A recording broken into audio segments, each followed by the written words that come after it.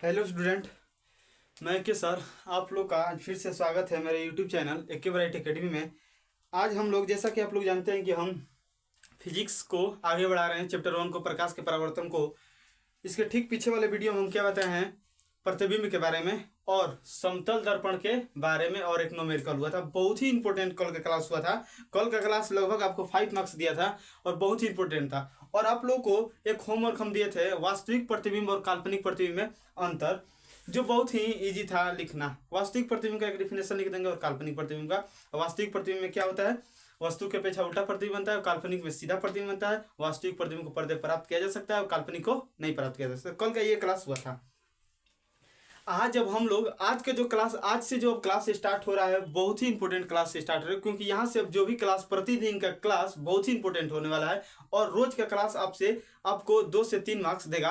आज स्टार्ट होने वाला है क्या, दर्पण के बारे में, कि दर्पण होता क्या है। जैसे हम लोग अपना फेस देखते हैं रोज रोज अपने अपने घर के शीशों में, दर्पण में, तो दर्पण में क्या ऐसा चीज होता है कि हम लोगों को अपना फेस दिख जाता है उसमें। इस चीज के बारे में हम लोग क्या करते हैं, जानेंगे आज दर्पण के बारे में, कि हम लोग जब अपने घर में देखते हैं, क्या ये शीशा में अपना फेस देखते हैं, तो अपना फेस हम लोग अपने शीशे में देख पाते हैं। क्यों देख पाते हैं, ऐसा क्या है उसमें कि हम लोग देख पाते हैं शीशे में अपने दर्पण को। समझिएगा, दर्पण में हम शीशे को देखिए। सबसे पहले हम टॉपिक का नाम देते हैं, दर्पण पढ़ने जा रहे हैं आज। क्या, दर्पण। दर्पण किसके बारे में, दर्पण के बारे में हम लोग आज जानने वाले हैं। जैसा कि आप लोग जानते हैं कि आप लोग भी बहुत बहुत क्या रोज रोज आप लोग अपना फेस देखते हैं दर्पण में। तो दर्पण में हम लोग का फेस दिख क्यों जाता है, फिर दिखता क्यों है, ऐसा क्या है दर्पण में, तो इसके बारे में ही आज हम लोग जानेंगे कि ऐसा क्या होता है कि हम लोग का फेस दिख जाता है दर्पण में। समझिएगा, दर्पण होता क्या है। आप लोग अपने घर में रोज यूज करते हैं दर्पण का, तो दर्पण में देखते हैं कि एक और क्या होता है, अपना फेस दिखता है, और दूसरा तरफ क्या होता है, कलई क्या होता है। मतलब दूसरे तरफ, शीशा के दूसरे तरफ से अपना फेस देखें तो दूसरे तरफ से नहीं देखा जा सकता है। क्यों नहीं देखा जा सकता है, क्योंकि दूसरा भाग जो होता है क्या होता है, कलई किया होता है। मतलब उस समय पीछे, उसके ठीक पीछे वाला सतह पर क्या होता है, पॉलिश किया रहता है, जिससे नहीं देख सकते हैं। तो दर्पण होता क्या है, देखिए हम आप लोग को क्या बताते हैं एग्जाम्पल से। एग्जाम्पल क्या, आप लोग को हम देखकर, दिखाकर, दर्पण दिखाकर बताते हैं कि कैसे क्या होता है दर्पण की सारी क्रियाएं। देखिएगा, हम आप लोग को अभी बता रहे हैं दिखाकर। देखिएगा, मेरे हाथ में क्या है, ये दर्पण है, शीशा है। इस शीशा का हम लोग यूज हमेशा अपने घरों में करते हैं। तो देखिए, इसमें अगर हम लोग क्या करते हैं, अपना फेस देखते हैं, तो हम लोग का इसमें से फेस दिख जाता है।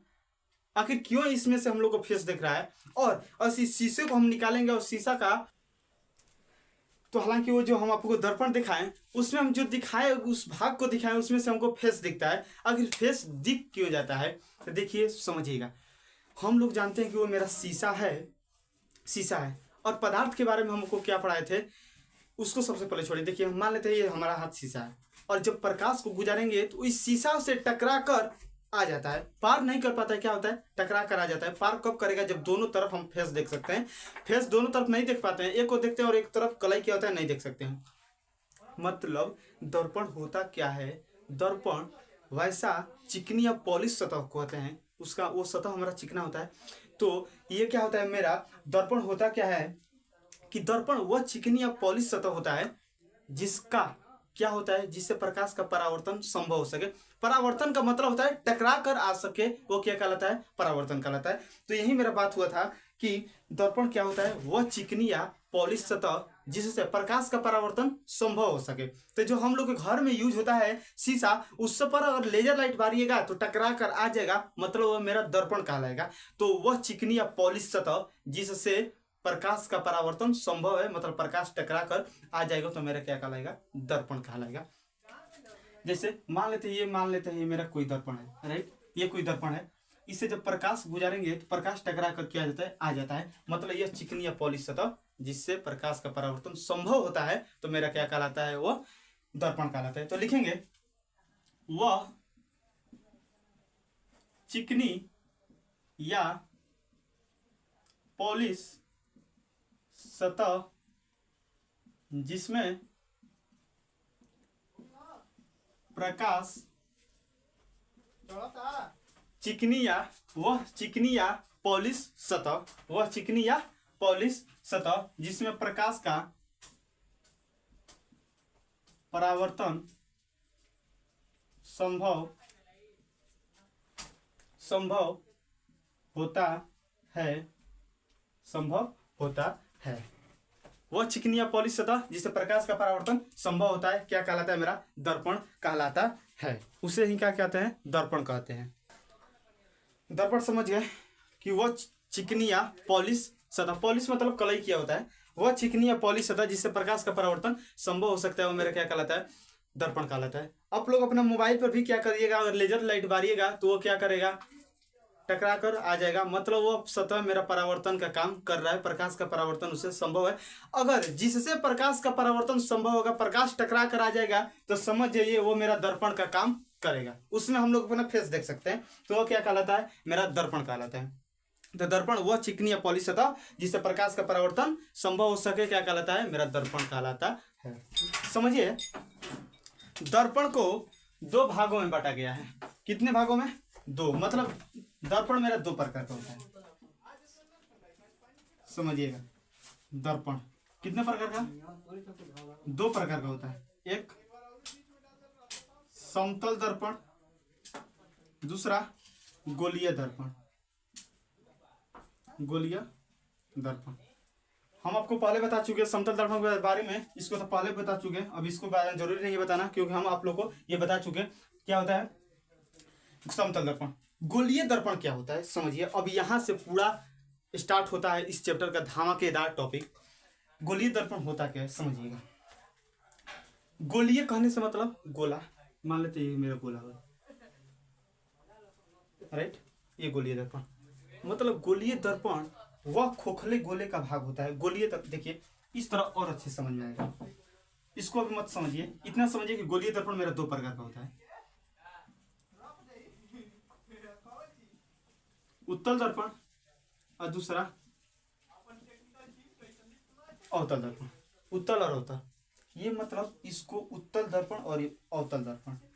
तो गोलीय दर्पण एक खोखला गोला का क्या होता है? भाग होता है। एक खोखले गोले का क्या होता है? गोलीय दर्पण जो मेरा होता है एक खोखले गोले का क्या होता है? भाग होता है, जिसका कोई एक सतह क्या होता है? कलई क्या होता है। मान लेते ये मेरा एक ये गोलीय दर्पण है, इधर का एक इधर ये वाला कलई सतह किया हुआ है ये वाला, और इधर का ये वाला अंदर वाला। इसको बताएंगे कि अंदर वाला कलई होता है कौन सा दर्पण और बाहर वाला होता है तो कौन दर्पण। तो गोलीय दर्पण क्या होता है? गोलीय दर्पण एक खोखले गोले का भाग होता है जिसका कोई एक सतह क्या किया हो? कलई किया हो। इसमें क्या दिख रहे हैं? एक इधर कलई किया है, इसमें अंदर। तो गोलीय दर्पण वह खोखले गोले का भाग होता है जिसका कोई एक सतह क्या किया हो? कलई किया गया हो, तो मेरा क्या कहलाएगा? गोलीय दर्पण कहलाएगा। एक बार और, गोलीय दर्पण वह खोखले गोले का भाग होता है जिसका कोई एक सतह कलई किया हो, वह मेरा क्या कहलाएगा? गोलीय दर्पण कहलाएगा। समझिएगा। तो इसको हम क्या करें, लिखते हैं गोलीय दर्पण को। गोलीय दर्पण होता क्या है समझिएगा। यहां से गोलीय दर्पण,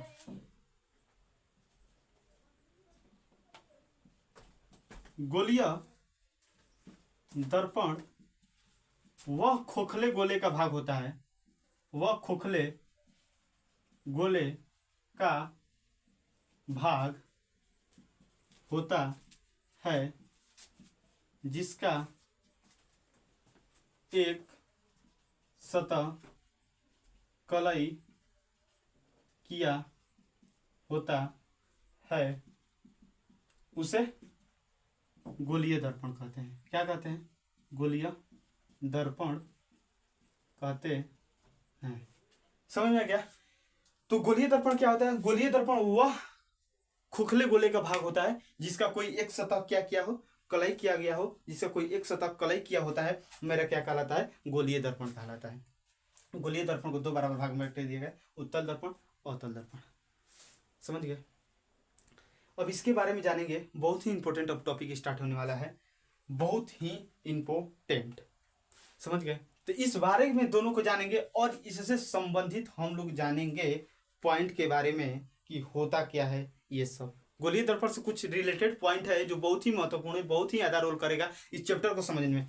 उसको अगर हम लोग उस पॉइंट को समझ जाएंगे तब ये हमको आगे वाला चैप्टर समझ में आएगा, अन्यथा थोड़ा भी समझ में आएगा, 1% भी उस चैप्टर आप लोग समझने लायक नहीं रह पाएंगे अगर इसके पॉइंट को नहीं समझिएगा, गोलीय दर्पण में महत्वपूर्ण बिंदु के बारे में नहीं समझिएगा तो नहीं कुछ होने वाला है। समझ में आ गया? तो क्या करते हैं हम लोग, उत्तल दर्पण और अवतल दर्पण के बारे में आप समझते हैं। उत्तल दर्पण क्या होता है और अवतल दर्पण समझ गए? उत्तल दर्पण में समझिए, उत्तल दर्पण क्या होता है। उत्तल दर्पण देखिए, सबसे पहले उत्तल दर्पण का ये जब हम डायग्राम बनाते हैं तो उत्तल दर्पण का इस तरह डायग्राम बनता है,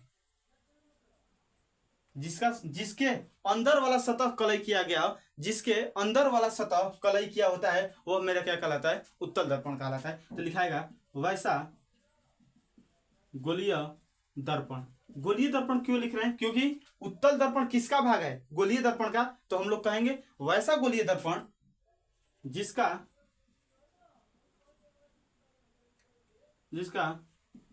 अंदर का भाग कलई किया होता है, कलई किया होता है, वो मेरा क्या कहलाता है, उत्तल दर्पण कहलाता है। जिसका अंदर वाला भाग कलई किया रहता है वो मेरा उत्तल दर्पण कहलाता है, और जिसका बाहर वाला कलई किया रहेगा वो मेरा अवतल दर्पण। जैसे ये मेरा हो गया, ये क्या है, अवतल दर्पण। इसका बाहर वाला सतह कलई किया गया है तो मेरा क्या कहलाएगा, अवतल दर्पण कहलाएगा। मतलब वैसा दर्पण जिसका बाहरी सतह क्या हुआ, कलई किया गया। तो लिखाएगा वैसा गोलीय दर्पण जिसका बाहरी सतह कलई किया होता है, जिसका बाहरी सतह कलई किया होता है क्या कहलाता है, मेरा अवतल दर्पण कहलाता है। एक बात और समझिएगा, उत्तल दर्पण में देख रहे हैं जो उभरा हुआ भाग है, उभरा मतलब जो उठा हुआ भाग है क्या है, परावर्तक है। मतलब इधर से प्रकाश को गुजारेंगे तो टकरा जाएगा, इसमें अंदर गुजारेंगे तो टकरा जाएगा। क्यों? क्योंकि हम जानते हैं कि जिधर कलई किया होता है उससे अगर प्रकाश गुजारेंगे तो नहीं टकरा कर जाएगा। समझ गए? तो अगर इससे हम इधर से प्रकाश को गुजारे हैं तो इधर से टकरा कर कभी जाएगा, कभी नहीं जाएगा, क्योंकि इधर कलई किया हुआ है। जिधर कलई नहीं किया होता है परावर्तक सतह से परावर्तन होता है। तो परावर्तक सतह ये है, परावर्तक सतह कहने का मतलब होता है जिससे प्रकाश का परावर्तन होता है। तो इसमें परावर्तक सतह ये होता है। परावर्तक सतह कहने का मतलब जो कलई नहीं किया रहता है वो मेरा परावर्तक सतह कहलाता है। इसमें कलई ये नहीं किया, बाहर वाला भाग कलई नहीं किया है, ये मेरा परावर्तक सतह कहलाएगा। इसमें अंदर वाला भाग नहीं कलई किया हुआ है, क्या कहलाएगा, इसमें अंदर वाला भाग कलई नहीं किया हुआ है, ये परावर्तक सतह होगा। मतलब क्या हो जाएगा, उत्तल दर्पण में धंसा हुआ भाग परावर्तक होता है और इसमें उभरा हुआ भाग क्या होता है, परावर्तक होता है उत्तल दर्पण में। समझ गए? तो ये था उत्तल दर्पण। उत्तल दर्पण में क्या होता है, धंसे हुए भाग पर कलई किया हुआ है, और अवतल दर्पण में उभरा हुआ भाग कलई किया होता है, तो मेरा क्या कहलाता है, अवतल दर्पण कहलाता है। समझ गए? ये था हमारा उत्तल दर्पण और अवतल दर्पण। अब जानेंगे गोलीय दर्पण के कुछ महत्वपूर्ण बिंदु के बारे में, बहुत ही वो इंपॉर्टेंट है और वो समझ में आएगा तभी हम लोग क्या समझ में आने वाला है इसके आगे वाला टॉपिक। तो चलिए इसके सबसे पहले स्क्रीनशॉट लीजिए और हम लोग चलते हैं आगे, इसके महत्वपूर्ण बिंदु के बारे में जानते हैं।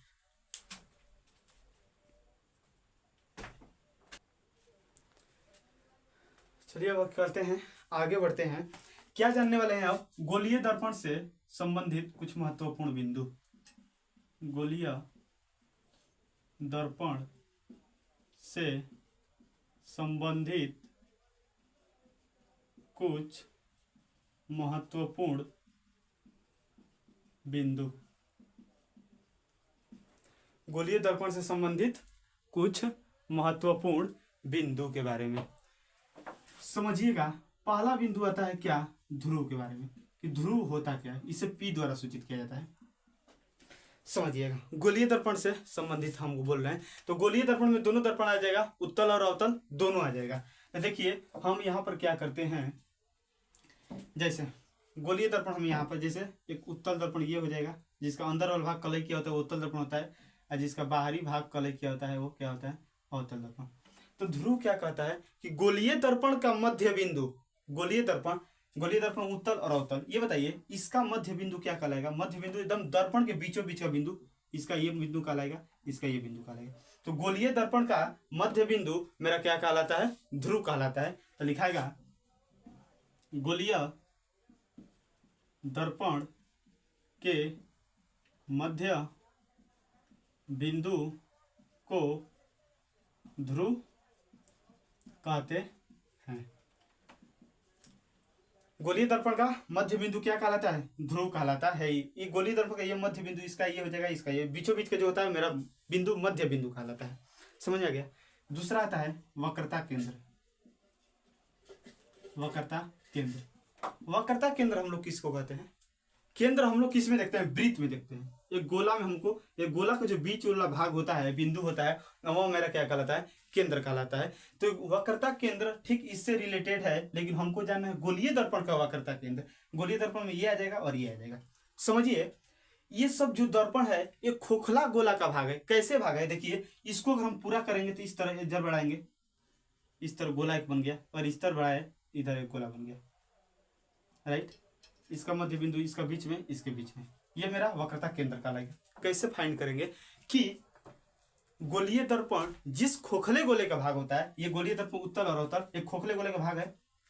गोलीय दर्पण जिस खोखले गोले का भाग होता है उसके केंद्र को वक्रता केंद्र कहते हैं। समझिए, गोलीय दर्पण जिस खोखले गोले का भाग होता है, जिस खोखले गोले का भाग होता है, जिस गोलीय दर्पण जिस खोखले गोले का भाग होता है उसके केंद्र को वक्रता केंद्र कहते हैं। वक्रता केंद्र कहते हैं। समझ गए। गोलीय दर्पण जिस खोखले गोले का भाग है उसके केंद्र को हम लोग क्या कहते हैं, वक्रता केंद्र कहते हैं। अब क्या बात आता है, अब अगला पॉइंट ये आता है कि वक्रता केंद्र तो हो गया, अब आता है वक्रता केंद्र हो गया, वक्रता त्रिज्या एक आता है, वक्रता त्रिज्या। इसको आर द्वारा सूचित किया जाता है, वक्रता केंद्र को सी द्वारा। समझ आ गया। वक्रता त्रिज्या क्या होता है, समझिए। गोलीय दर्पण का वक्रता त्रिज्या जाना है तो गोलीय दर्पण में दोनों आ जाएगा। एक हम ये दर्पण बनाते हैं, उत्तल दर्पण, ये अंदर वाला होता है, बाहर का जो कलर किया था अवतल दर्पण। इसको जब पूरा करेंगे तो गोला बनेगा, इसको जब पूरा करेंगे तो गोला बनेगा, राइट। तो वक्रता त्रिज्या होती क्या है, अब ये बताइए। हम लोग वृत्त में त्रिज्या किसको कहते हैं, केंद्र से अगर मिला देते हैं इसके रेडियस पर, केंद्र से अगर इसके परिधि पर हम लोग डाल देते हैं तो मेरा क्या कहलाता है, त्रिज्या कहलाता है, आर कहलाता है। समझ गया। तो उसी तरह गोलीय दर्पण में भी वक्रता त्रिज्या ऐसे ही होता है कि गोलीय दर्पण जिस खोखले गोले का भाग होता है उसके त्रिज्या को क्या कहते हैं, वक्रता त्रिज्या कहते हैं। कुछ नहीं है, गोलीय दर्पण जिस खोखले गोले का भाग होता है, जिस खोखले गोले का भाग होता है उसके त्रिज्या को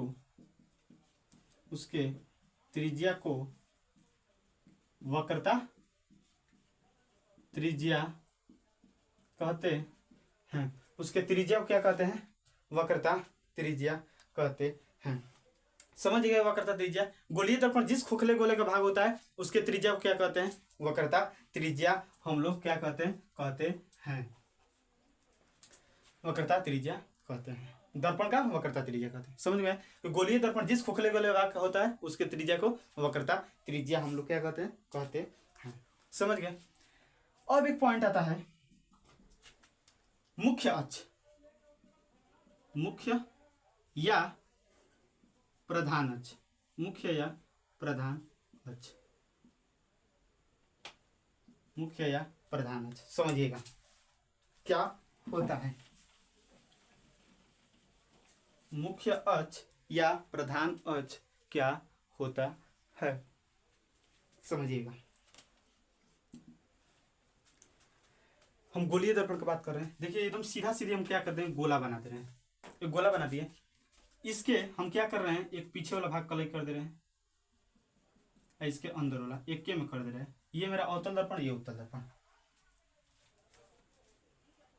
समझिएगा। इसको हम क्या बोलते थे, पी बोलते थे। इधर भी हम इसको बोलेंगे तो पी बोलेंगे, क्योंकि दर्पण का केंद्र जो होता है मध्य बिंदु को ध्रुव कहते हैं। अब हम क्या किए थे, ये मेरा केंद्र को वक्रता केंद्र कहते हैं सी, ये पी, समझ गए। बस इधर से हम नहीं कर रहे हैं, इधर से एक ओर से ही हम लेकर आपको समझा रहे हैं, समझिएगा।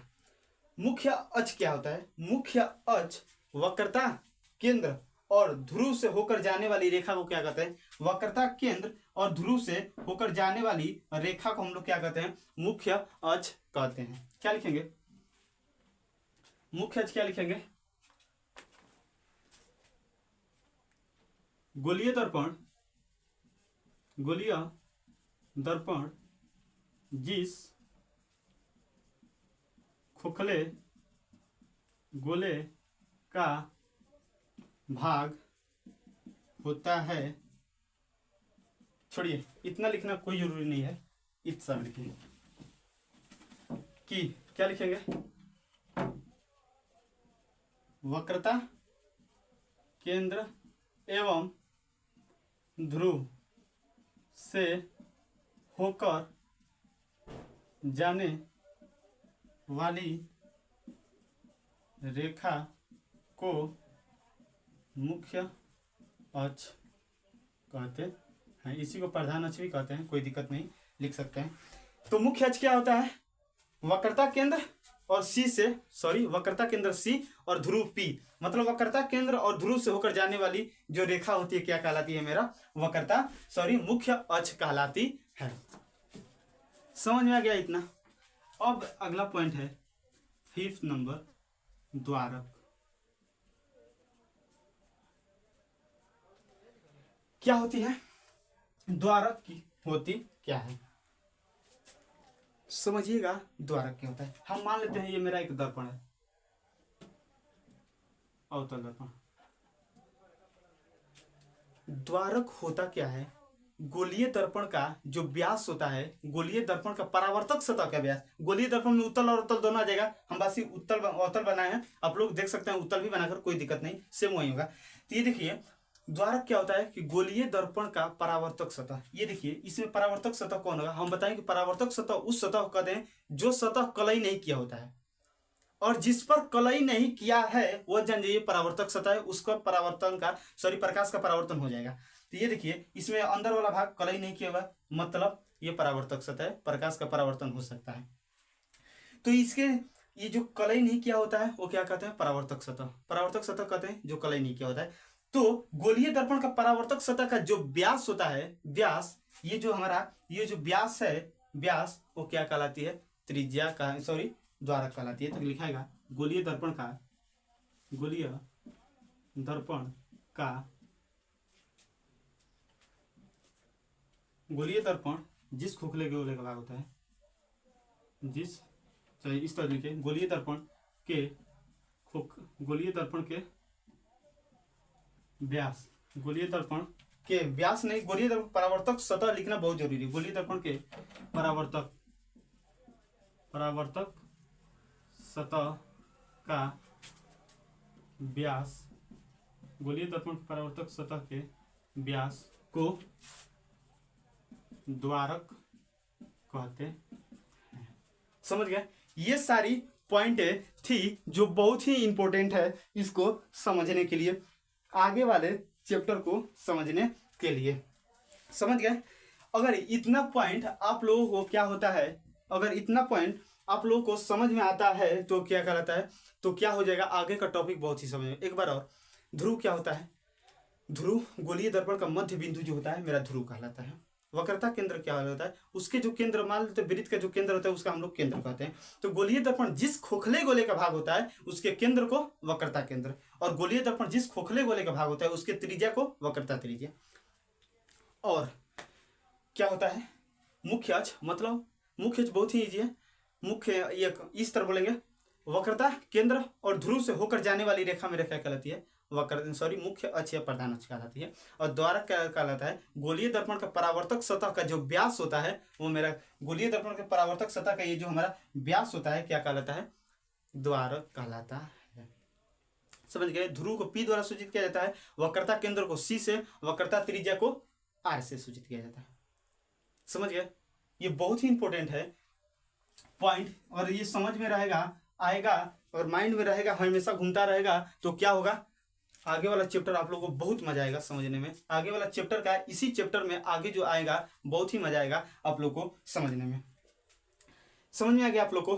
तो इसमें एक आध पॉइंट और है जो बहुत ही इंपॉर्टेंट है, उसको भी हम लोग समझ लेते हैं कि होता क्या है। बचा है मुख्य फोकस। मुख्य फोकस क्या होता है, तो आप लोग इसको अच्छे से समझ लिए होंगे। एक बात और, हाँ, कुछ लोग ये कमेंट करते थे कि सर व्हाइट बोर्ड लाइए, व्हाइट बोर्ड पर थोड़ा अच्छा रहेगा समझने में। तो हम आप लोगों के बात को ध्यान में रखते हुए एक व्हाइट बोर्ड भी ला दिए, तो आप लोगों को कोई परेशानी ना हो सके, वो मैं क्या किया हूँ, उपलब्ध कर दिया हूँ कि व्हाइट बोर्ड भी लेकर आ गया हूँ। तो आप लोग आज की क्लास बहुत ही अच्छे समझ में आ गया। अभी यहीं तक एंड नहीं होगा, क्योंकि आगे थोड़ा सा एक आध टॉपिक और पढ़ना है, इसके बारे में ही पॉइंट है, समझना है, और आगे बहुत मजा आएगा इस पॉइंट को समझे होंगे तब। तो चलिए चलते हैं आगे के पॉइंट को और जानते हैं। तो चलिए चलते हैं, अब आगे वाले पॉइंट को हम लोग समझते हैं। आगे वाला पॉइंट एक और है 6 नंबर, मुख्य फोकस।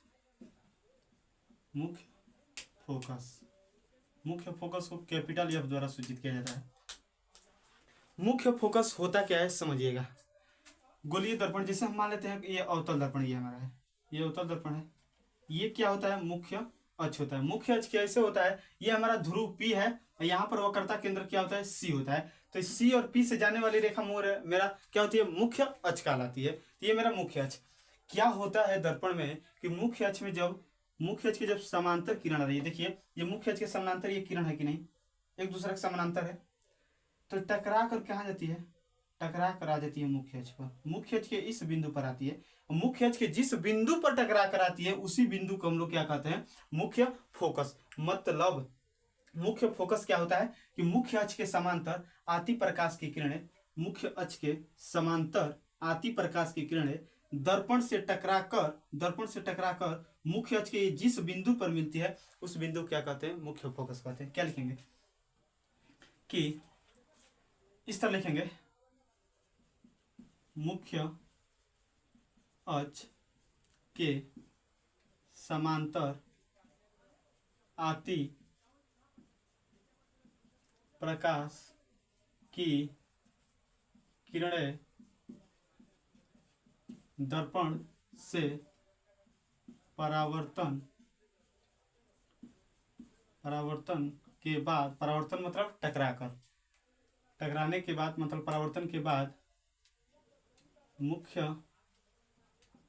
अक्ष के जिस बिंदु पर मिलती है, मुख्य अक्ष के जिस बिंदु पर मिलती है उसे मुख्य फोकस कहते हैं, उसे मुख्य फोकस कहते हैं। ये है मेरा मुख्य फोकस। देख रहे हैं कि मुख्य अक्ष के समानांतर आती प्रकाश की किरणें दर्पण से टकराकर जिस मुख्य अक्ष के जिस बिंदु पर मिलती है उस बिंदु क्या कहते हैं, मुख्य फोकस कहते हैं। समझ गए। तो यहाँ पर ये ध्यान रखिएगा कि, और बहुत यहाँ से ये वाला पॉइंट बहुत ही ध्यान देने योग्य बात है कि अगर मुख्य अक्ष के समानांतर किरण आती है, मुख्य अक्ष के समांतर, ये मान लेते हैं मुख्य अक्ष के समानांतर किरण आती है, तो दर्पण से टकराकर मुख्य अक्ष के जिस बिंदु पर मिलती है मेरा मुख्य फोकस कहलाता है। तो यहाँ से एक पॉइंट बनता है कि मुख्य अक्ष के समानांतर जब प्रकाश की किरण आती है तो टकराकर कहाँ पर जाती है, मुख्य फोकस पर जाती है। जब क्या मुख्य अक्ष के समानांतर किरण आती है तो टकराकर कहाँ जाती है, मुख्य फोकस पर जाती है। समझ गए। ये था मेरा मुख्य फोकस। अब हम लोग जानेंगे एक और पॉइंट है फोकस दूरी के बारे में कि फोकस दूरी होता क्या है। देखिए फोकस दूरी क्या होता है, यह है हमारा मुख्य फोकस, ये हमके मुख्य फोकस दिख रहा है कैपिटल F, ये हमें क्या दे रहा है, ध्रुव दिख रहा है। तो मुख्य फोकस और ध्रुव के बीच की दूरी को फोकस दूरी कहते हैं। मुख्य फोकस और ध्रुव के बीच की दूरी को फोकस दूरी कहते हैं। फोकस दूरी को क्या इससे द्वारा सूचित किया जाता है, स्मॉल f। तो क्या है फोकस दूरी, फोकस दूरी, फोकस दूरी क्या होता है, मुख्य फोकस एवं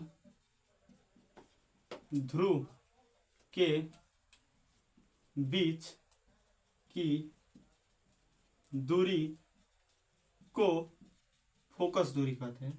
फोकस दूरी कहते हैं। समझ गए? फोकस दूरी किसके द्वारा सूचित किया जाता है? Small F. मुख्य फोकस को कैपिटल बड़का एफ से सूचित कर देते हैं, लेकिन फोकस दूरी को छोटा एफ से सूचित किया जाता है, स्मॉल एफ द्वारा सूचित किया जाता है। ये हमारा हुआ फोकस दूरी। समझ गए? अब यहाँ पर आता है फोकस दूरी। ये मुख्य फोकस को बांट दिया गया है। एक अवतल दर्पण का मुख्य फोकस कहलाने लगा, और ये देखिए हम क्या अवतल दर्पण में मुख्य फोकस को निकाल कर आपको बताएं। तो यहाँ पर हमको कैसे पता चलेगा कि कौन मुख्य फोकस होगा, अवतल दर्पण का होगा कि उत्तल दर्पण का होगा? तो बहुत ही ईजी है। अवतल दर्पण कब हम लोग जानेंगे मुख्य फोकस क्या होता है, और उत्तल दर्पण का मुख्य फोकस। अवतल दर्पण का मुख्य फोकस हमारे बिहार बोर्ड के एग्जाम में एक बार पूछा गया था कि अवतल दर्पण का मुख्य फोकस किसे कहते हैं, या इस बार जो मंथली एग्जाम हुआ था उसी मंथली एग्जाम में पूछा गया था कि अवतल दर्पण का मुख्य फोकस को लिखे। तो अब हम लोग चलते हैं अवतल दर्पण के मुख्य फोकस के बारे में जानते हैं, और उत्तल दर्पण के मुख्य फोकस के बारे में जानते हैं। समझिएगा, अवतल दर्पण का मुख्य फोकस।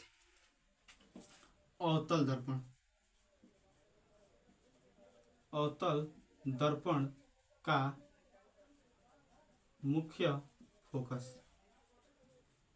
अवतल दर्पण का मुख्य फोकस क्या होगा?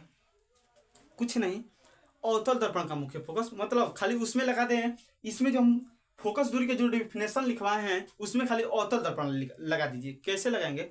अवतल दर्पण में, यहाँ पर खाली ई लगा दीजिए। अवतल दर्पण में मुख्य अक्ष के समांतर आती प्रकाश की किरणें दर्पण से परावर्तन के बाद मुख्य अक्ष के जिस बिंदु पर मिलती है क्या कहलाती है?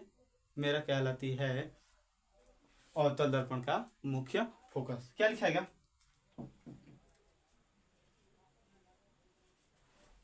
तो इसको हम लोग क्या करते हैं, लिखते नहीं है, इसको हम लिखते नहीं है, बस आप लोग इसमें अवतल दर्पण का मुख्य फोकस में इतना जोड़ लीजिए कि देखिए खाली इतना हम लिख दे रहे हैं और आप लोग इसी को लिख लीजिएगा। इतना बस लिख लीजिए, अवतल दर्पण में। इतना सबसे पहले लिखिए अवतल दर्पण में, और इसके बाद इस पूरे को यहाँ पर उतार दीजिए। मेरा हो जाएगा अवतल दर्पण का मुख्य फोकस। किसका मुख्य फोकस हो जाएगा? अवतल दर्पण का मुख्य फोकस हो जाएगा। समझ में आ गया? तो यहाँ पर खाली हम इतना लिख दिए हैं अवतल दर्पण में बस, और आप लोग इसको इतना उतार लीजिए कि अवतल दर्पण में मुख्य अक्ष के समांतर आती प्रकाश की किरणें दर्पण से परावर्तन के बाद मुख्य अक्ष के जिस बिंदु पर मिलती है क्या कहलाती है? अवतल दर्पण का मुख्य फोकस कहते हैं। डायग्राम देखिए इसका कैसे होता है। ये देखिए, ये हमारा क्या है? अवतल दर्पण है। समझते हैं आप लोग? ये क्या होता है? अवतल दर्पण में क्या होता है? मुख्य अक्ष होता है। ये ध्रुव, ये पी हो गया। ध्रुव और पी से जाने वाली रेखा मुख्य अक्ष कहलाती है। समझ में आ गया? अब देखिए, मुख्य अक्ष के समानांतर एक किरण को हम भेज रहे हैं, तो क्या बताएं कि मुख्य अक्ष के समानांतर जब प्रकाश की किरण आएगी तो टकराकर मुख्य फोकस पर मिलेगी, टकराकर आ जाएगी मेरा मुख्य फोकस, और यहां से हो जाएगा, यहां से हम लंब डाल देंगे सी पर, क्योंकि जिस बिंदु पर आपतित किरण आती है, आने वाली किरण ये मेरा आपतित किरण है, इस बिंदु पर आ रही है, इस बिंदु पर। तो जिस बिंदु पर आती है उस बिंदु पर हमें एक अभिलंब चाहिए होता है, परावर्तन के नियम बताए हैं। तो सी से मिला देंगे तो मेरा अभिलंब हो जाएगा। अब सी से ही क्यों मिलाते हैं अगले क्लास में आपको बताएंगे कि सी से हम जब मिलाते हैं तो अभिलंब हो जाता है। कैसे हो जाता है तो हम लोग जानेंगे अगले क्लास में कि सी से मिला देंगे तो अभिलंब हो जाएगा। अगले क्लास में जानेंगे, बस इतना अभी समझ लीजिए। ये क्या हो जाएगा? ये तो मुख्य अक्ष के समानांतर जब प्रकाश की किरण आती है तो दर्पण से टकराएगा मुख्य अक्ष के जिस बिंदु पर मिलती है क्या कहलाती है? मुख्य फोकस कहलाती है। समझ गए? अगर आपको मन होगा कि सर नीचे से भी तो हम लोग भेजेंगे तो समानांतर होगी, सही होगा, नीचे से भी अगर हम भेजेंगे तो हो जाएगा। नीचे मुख्य अक्ष के समानांतर भेज दिए, टकरा कर कहाँ जाएगी? मुख्य अक्ष पर जाएगी। ये क्या हो जाएगी? मेरा मुख्य फोकस, और यहां से मिला देंगे सी से, मेरा अभिलंब हो जाएगा। समझ में आ गया? ये मेरा डायग्राम हुआ अवतल दर्पण का मुख्य फोकस का।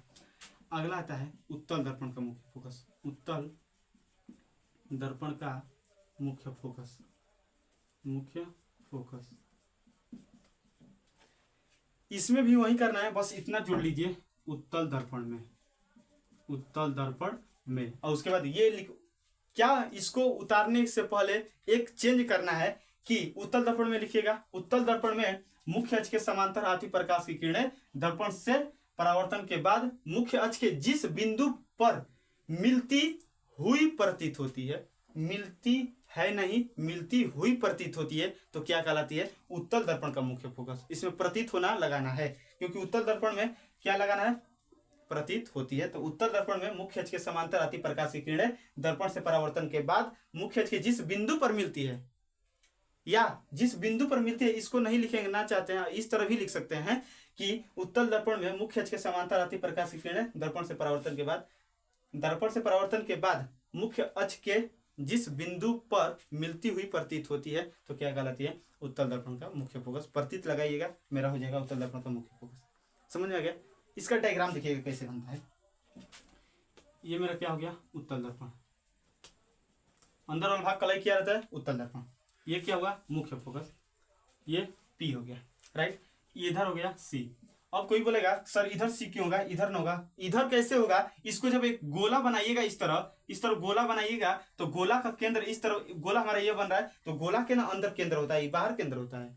तो यहाँ हमारा हम लोग का इधर होगा वक्रता केंद्र C। समझ में आ गया?